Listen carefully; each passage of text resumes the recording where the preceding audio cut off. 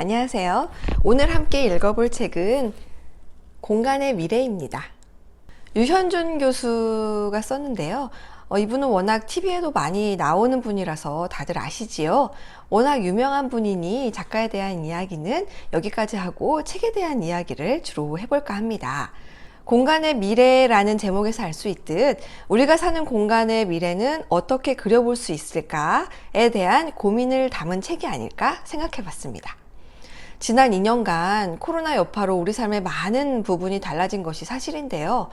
그 중에서도 건축가인 유현준 교수는 공간의 변화에 초점을 두고 이 전염병이 공간을 어떻게 바꾸었고 역사적으로 공간은 사회를 어떻게 바꾸었는지에 대해 전문 지식과 함께 설명해 주고 있습니다. 총 11장으로 구성되어 있으며 각 장마다 현재의 공간의 모습을 진단하고 그 대안을 건축가 입장에서 내놓았습니다. 먼저 1장, 마당 같은 발코니가 있는 아파트에서는 중산층 집이 방이 3개인 이유를 설명하면서 아파트 공간을 조금이나마 확보하고자 집집마다 발코니 확장 공사를 하게 됐고 이로 인해 발코니가 사라진 지금의 아파트를 안타까워합니다. 자연을 보고 외부 공기를 마시며 바깥 풍경을 보고 내가 사회의 일원임을 확인할 수 있는 작지만 큰 공간인 발코니의 중요성을 강조하면서 외국의 유명 아파트의 사례를 사진과 함께 보여줍니다. 보면서 이렇게 지을 수도 있구나 하는 생각도 들더라고요. 또 나중에 공간의 구조를 쉽게 바꿀 수 있으려면 지금의 벽식 구조보다는 기둥식이 낫다고 설명합니다. 건물들이 기둥식 구조로 되어 있으면 공장이나 사무실을 집으로 변형하기도 쉬워 건축물의 수명 또한 늘릴 수 있다는 장점이 있다고 설명합니다. 공장을 개조해 카페를 만든다거나 하는 식의 리모델링에 있어서도 기둥식이 여러모로 도움이 될 것이라는 생각이 들면서 정부에서도 전부 새로 짓기보다는 리모델링을 더욱 권장하고 있으니 기둥식 구조가 여러 가지 장점을 가질 것으로 보이네요. 2장, 종교의 위기와 기회 편에서는 코로나로 인해 대면 모임이 거의 사라지거나 축소돼 특히 교회가 많은 영향을 받고 그와 함께 질타도 함께 받았는데요. 이 부분은 사실 TV나 다른 매체에서도 몇 번 말씀하신 것을 들었던 터라 익숙한 장이었습니다. 요약하자면 공간이 권력을 만든다는 것인데요. 교회의 의자가 가로로 길어서 예배 중에 밖으로 나가기 어려운 구조라든지 목사를 우러러보는 예배당의 구조에서 역시 모든 눈이 한 곳을 향하는 것은 그곳이 권력의 중심이기 때문이라고 설명합니다.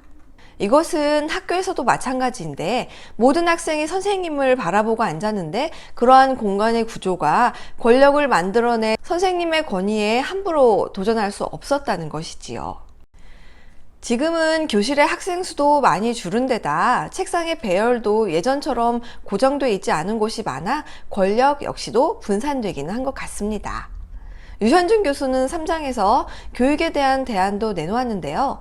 코로나로 인해 온라인 수업을 하게 되면서 학교에 나오지 않는 일수가 많아진 것에 대해 앞으로 비슷한 상황이 온다면 그때 또 어떻게 할 것인가를 고민합니다.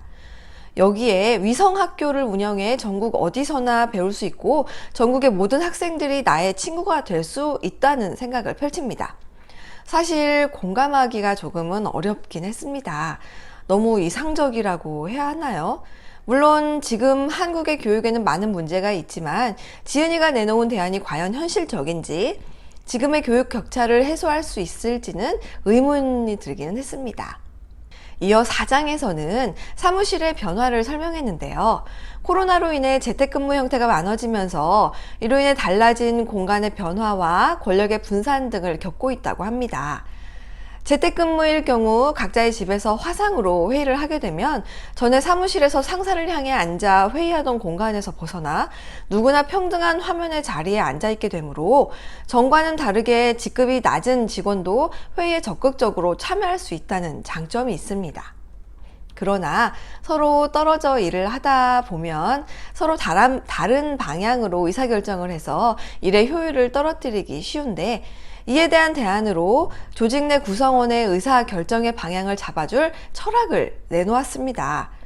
기업이 거대한 프리랜서의 집단이 된다면 이렇게 흩어진 개인을 묶을 수 있는 것은 기업 철학밖에 없다는 것이 유현진 교수의 생각입니다. 이어 5장 전염병은 도시를 해체시킬까에 이어 6장 지상의 공원을 만들어줄 자율주행 지하 물류 터널로 이어집니다. 여기서 역시 건축가의 시선에서 본 대안을 내놓지만 개인적으로 이것 역시 이상에 가까운 느낌이었고 풀어야 할 문제가 참 많아 보였습니다.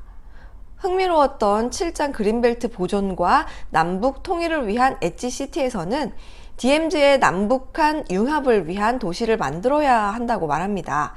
일상과 경제 생태계가 존재하는 도시를 만들어 남과 북을 연결하는 도시의 역할을 해야 한다고 말이지요. 통일을 바라는 입장에서 여기에 남북 간의 교류가 이뤄질 수 있는 도시가 만들어진다면 통일에 한 발 다가가는 노력이 되지 않을까 하는 기대감도 들면서 꼭 이루어지기를 저 개인적으로 바랐습니다. 또 흥미로웠던 것은 유현준 교수는 청년들이 집을 소유하기를 원한다는 것이었습니다. 집값이 천정부지로 오르면서 청년은 물론 중년층에서도 내 집 마련의 꿈을 이루기는 쉽지가 않습니다. 이에 대해 임대주택 공급을 늘리고 공유주택의 개념도 만들어 소유가 아니더라도 주거가 가능하도록 제도적인 노력을 기울이고 있지만 지은이의 생각은 이 같은 방법은 근본적인 해결이 되지 못한다는 것입니다.